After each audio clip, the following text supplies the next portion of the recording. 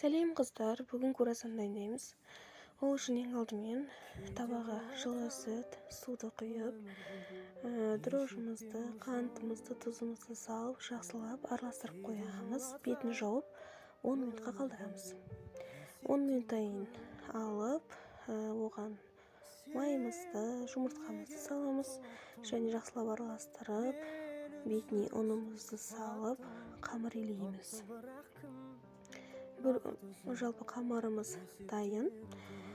Қамырымызды жарты сағатқа, 1 сағатқа қалдырамыз. Осылай жақсылап көтерілгеннен кейін оны алып, тестамызды аламыз да бөліктерге бөлеміз. Менде 11 бөлік шықты. 11 бөлікке бөлесіздер осылай. Және оны нанымыз қатып қалмау үшін, кеуіп кетпеу үшін осылай пищевой пленкамен жауып қоямыз.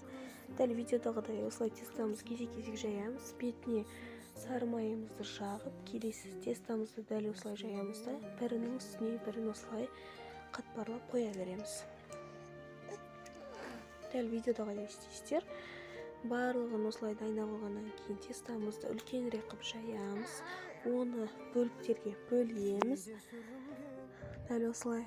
Және де вареный сгущенка салсаңыздар да болады, шоколад салсаңыздар болады. Ортасына жалпы біздің круассанымыз дайын. Бетіне жұмыртқаның сарысын жағасыздар және қызып тұрған 180 градустық пешке қойып аласыздар.